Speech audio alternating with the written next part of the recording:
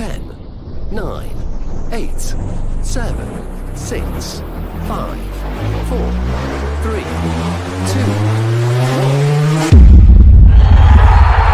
Champions! Wrexham are promoted. They have their storybook ending. You can walk through the fire. You can walk through the fire. When it's down to the wire.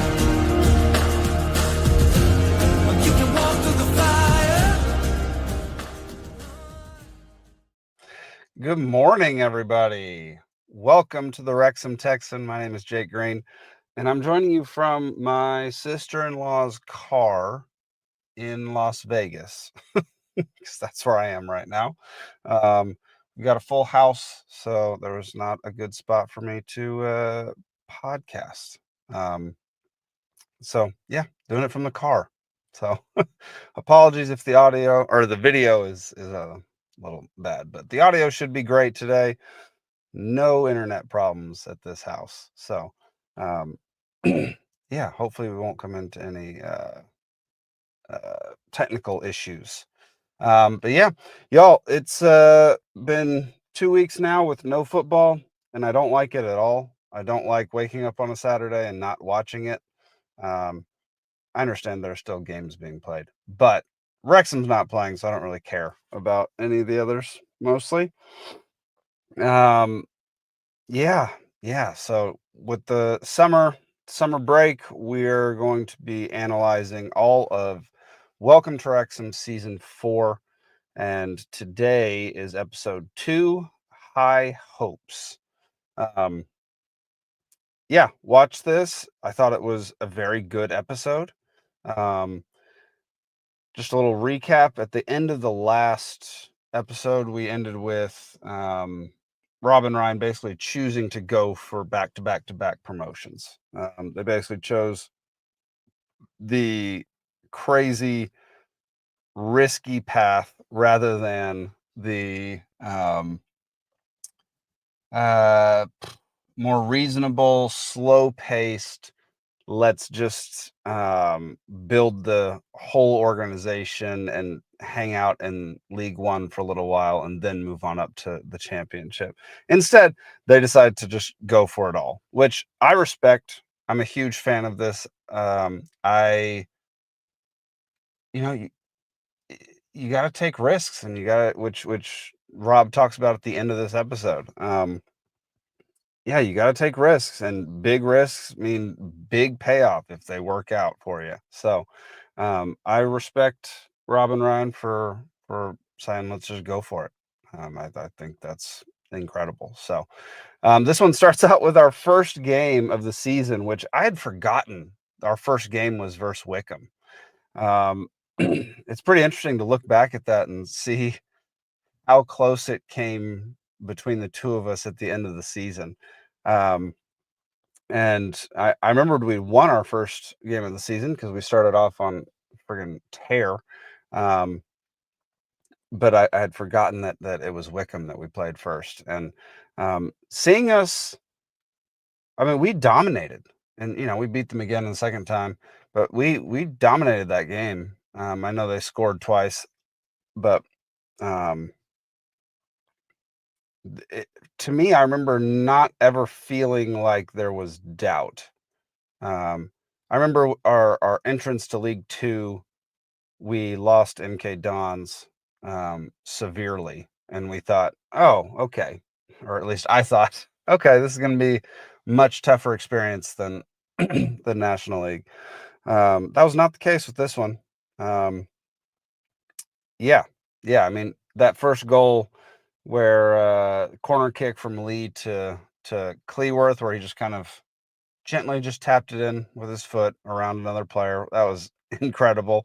And then I think one of the goals of the season was the Lee dinking it to Palmer, who chested it to Marriott, who just one-timed it and roped it into the back of the net. Oh, whoops.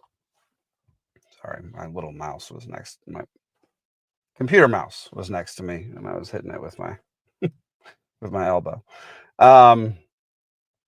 Yeah, I mean, sick goal.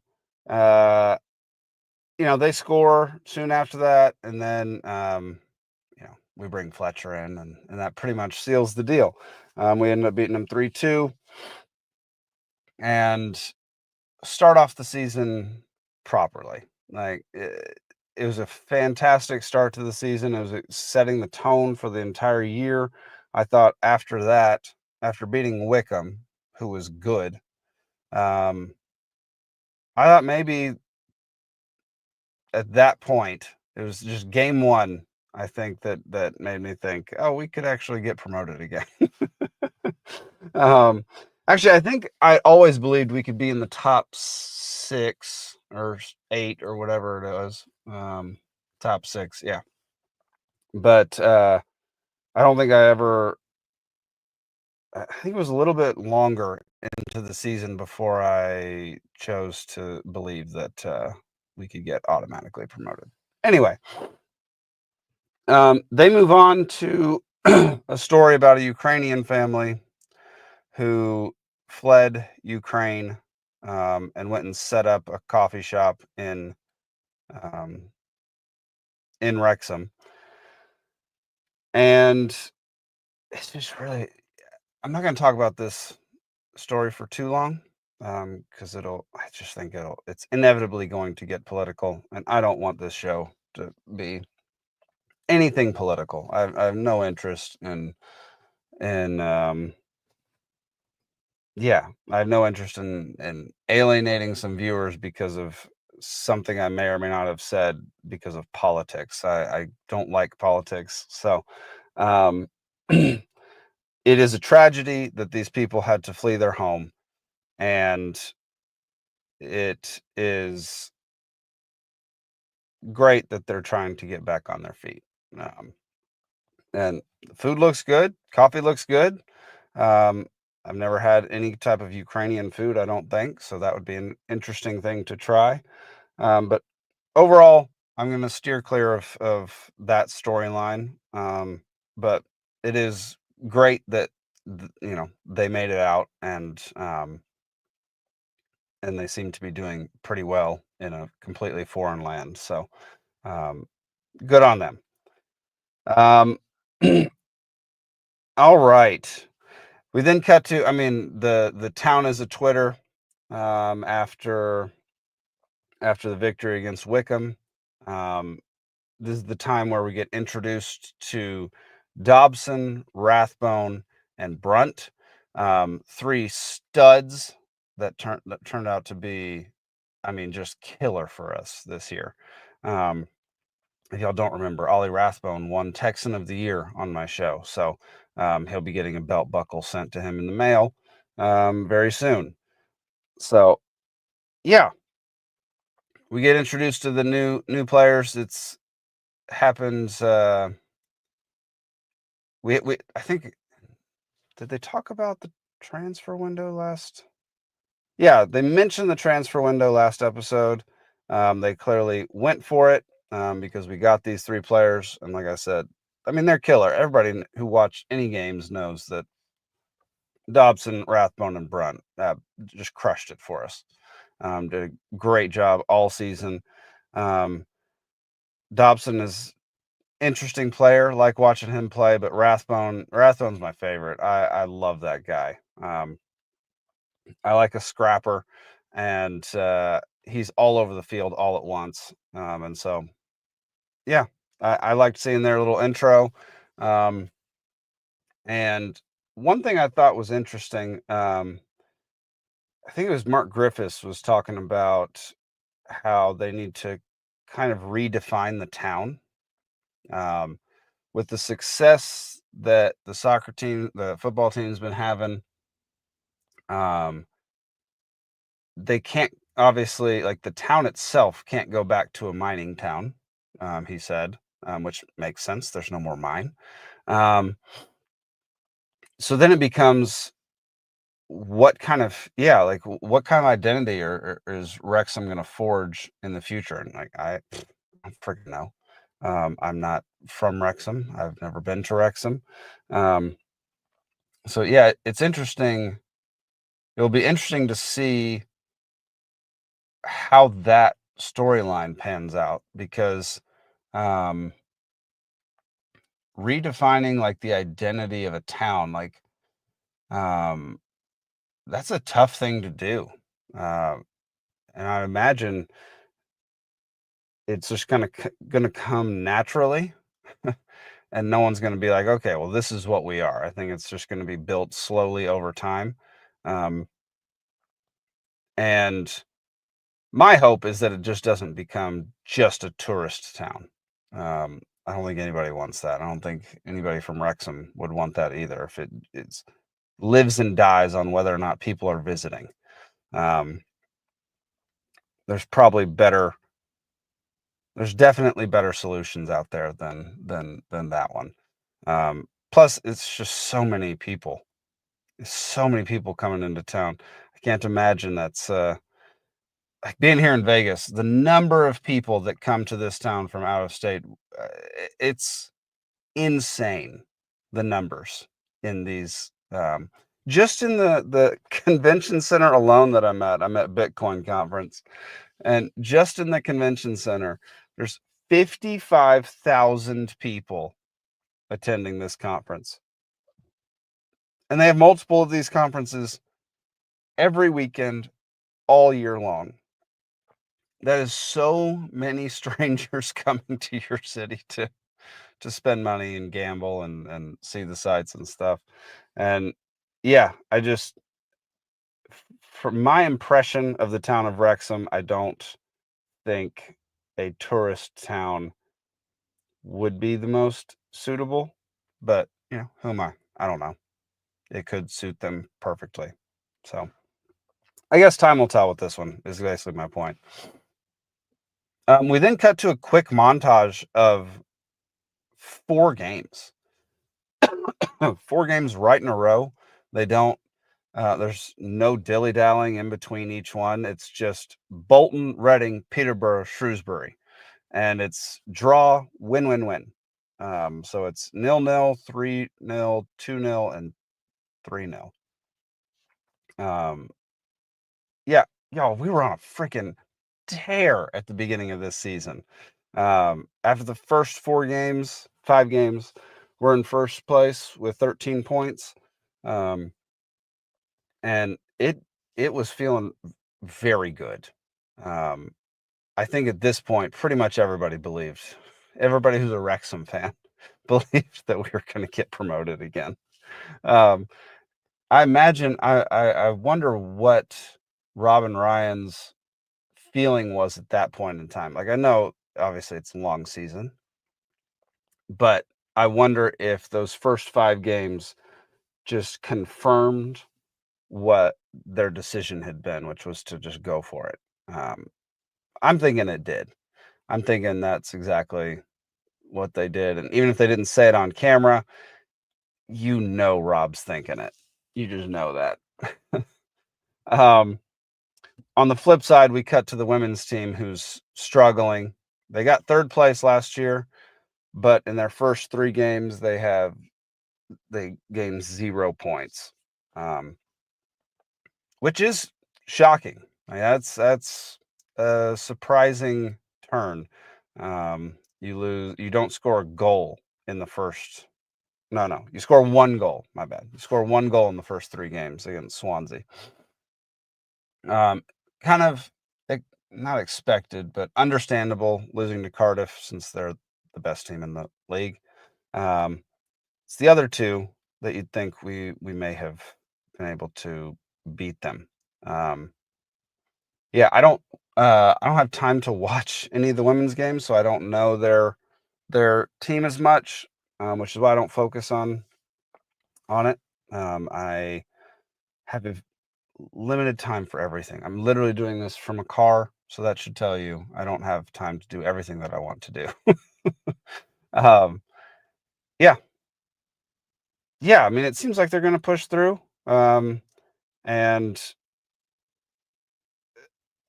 it's got to be a difficult thing to come back from after scoring 1 goal in 3 games and going into basically last place. Um, I think they were second to last, maybe. So, yeah, there's some work for the women's team. We then we transitioned to a story about fixing the gaps. Um, not as not on the pitch, more as an organization, like the quick meteoric rise of Wrexham from National League to League One. I'm certain has left gaps in like the youth club, behind the scenes with staff, signing new transfers, money, the cop, all of it. And so they're saying that they need to fix the gaps before quickly, so that it doesn't get worse as we go up further. So thank goodness they recognized this at the beginning of the season, because we ended up going up further. And the biggest one, obviously, is the cop. Like, that's the one that Rob and Ryan promised at the beginning. That's the one everybody's been looking forward to. The lack of seats has been restricting how many folks are able to come to the games. It's it is a problem. Like, I know from hearing all my Wrexham friends talking about how difficult it is to get tickets to a Wrexham game, that it is a problem, and it will be a much, much bigger problem in the championship if the cop is not built. It also means during that time it's 3,000 seats that go away during the build, which is a problem. And one thing they did bring up is that they're adding 5,500 seats to the stadium for what that'll put it at. What is that? Somewhere around 18,000, I think, right? 18,000 seats in the stadium. That's barely enough for a championship team. Like, there are teams that there are stadiums that hold twice that in the championship, and it's for a squad that has so many followers and has international acclaim, and people from all around the world follow this squad and come to the games. I can't imagine that's going to be enough seating. This is why I think the championship is going to be a slog to get through. I don't think we're going to have quite the same, we're not going to have quite the same money as some of the teams in the championship. It's going to take a ton of spending to get it, to get the team and the stadium ready for the Premier League. It's just going to take a lot. It's going to take a lot of patience, and it's going to take a lot of having to deal with local government trying to get permits to expand the stadium, which is Rob's favorite thing. Yeah. Yeah, I would also question if 5,500 extra seats is big enough, because I don't think it is. And they mentioned that the UEFA under 19s are coming to Wrexham, and if they don't get the cop built, it's going to be a PR nightmare, because they're just not going to have enough players or enough fans in the stadium. It also means if they don't get it ready in time, they could lose $14 million of a grant from the government, which that's a massive hit. Massive hit. So really, really got to focus on the cop. And they are, we know that now. But yeah, that's an interesting storyline. Just because I know there are stadium requirements in the Premier League. Your stadium has to hold a certain amount. That really hurts some smaller squads who have come up a little quicker.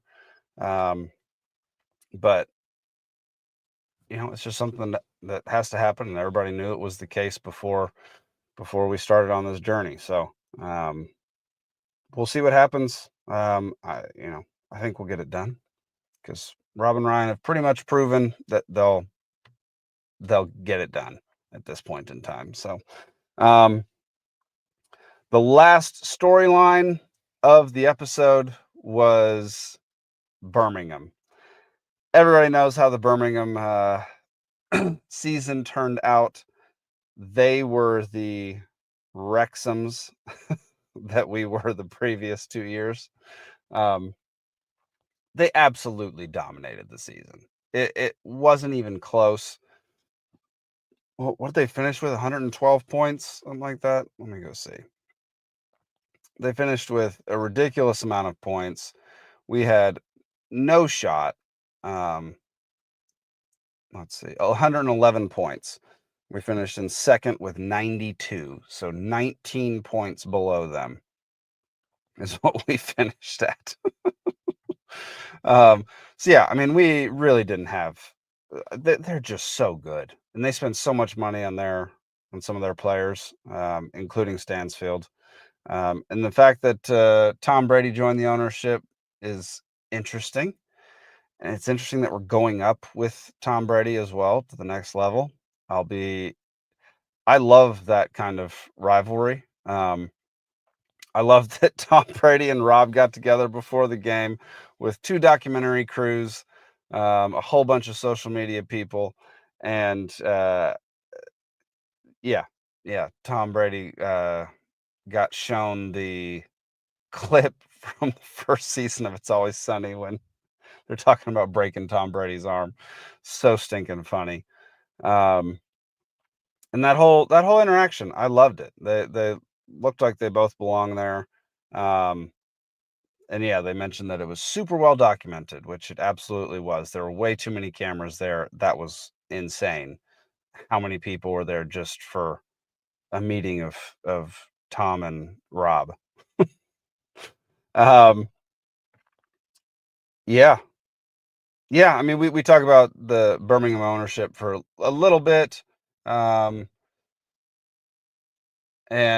we watch some clips from some Birmingham podcasts, and kind of see what the hype is around their fan base, around their supporters. And that was cool to see. I like it when we do that. I like it when we include stuff from other clubs because it's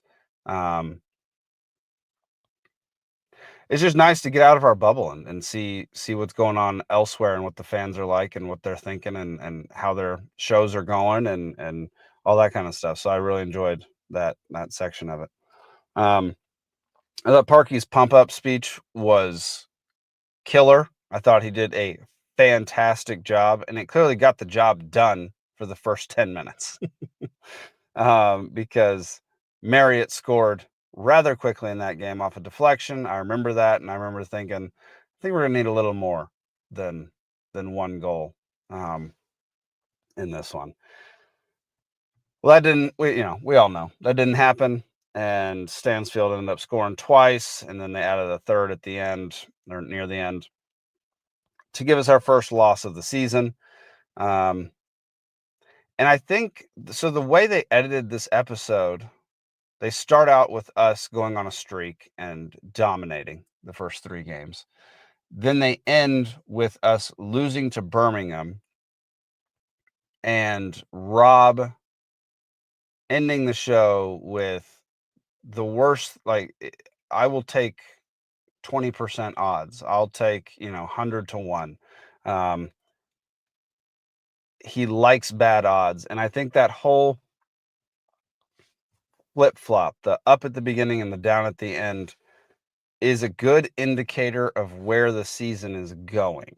If you didn't know anything about what happens on the pitch during the football season, if you literally just watch the documentary and you don't watch Wrexham play football, then I think the way they edited this episode would be a little hint at what the ending of the season is going to be. It's a little Easter egg that just focusing so hard on the fact that Rob likes bad odds and that he'll take it on. Yeah, I found that to be interesting. I think if it were me, I don't know. I probably would have done something very similar, editing an episode. Um, yeah, I mean, I thought the episode was great, and I think setting up the stakes for the season, which we did at the end of the first episode, and then reinforcing the fact that one of the main characters can overcome bad odds and enjoys overcoming bad odds, and maybe the fact that he likes bad odds is the reason that he's good at overcoming them. Maybe that's the case. So overall, fantastic episode. Yeah, really enjoyed it. You know, like I said, got a tiny bit political with the Ukrainian story. I'm not gonna touch on that very much. So,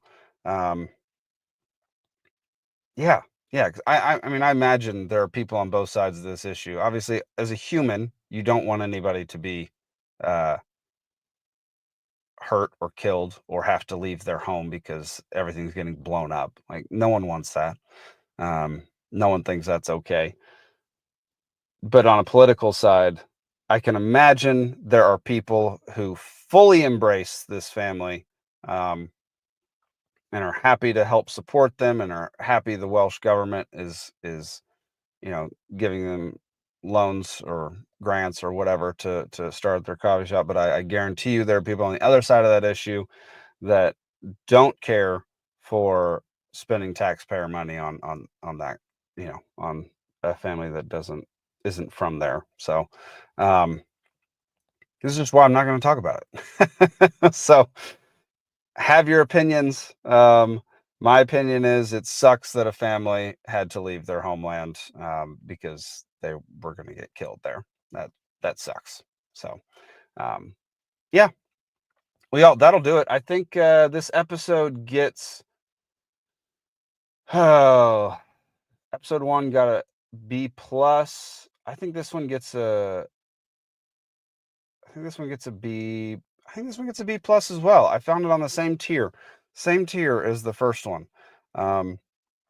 Didn't make me lose my mind, but really enjoyed most of the episode. So, yeah, another B plus episode. And again, I'm a super harsh grader. I do not give out A's easily. So, B plus is pretty dang good score. If you ever watch Dave Portnoy's pizza reviews, Barstool Sports, that's more how I grade. Little bit more difficult to get those really high scores. So, well, y'all, that'll do it for this week. Thank y'all for tuning in. A lot of y'all watching live. I really appreciate it. If you have any questions, if you want to come on the show, or if you have any suggestions for somebody to come on the show, shoot me a message. I'm WXMTexan on X and Instagram, or you can just email me, jake@peacefulsea.network. Yeah, hoping to have some guests on soon. I think we will likely have a guest in the next 2 weeks, and then yeah, we'll go from there and get more and more as we go. So yeah, thank y'all so much for tuning in, and we'll see you next week for another Wrexham Texan up the town. Search my soul with all your heart, you're gonna see it. You're gonna see it. And if you knock my soul with all your strength, you're gonna find it. You're gonna find it.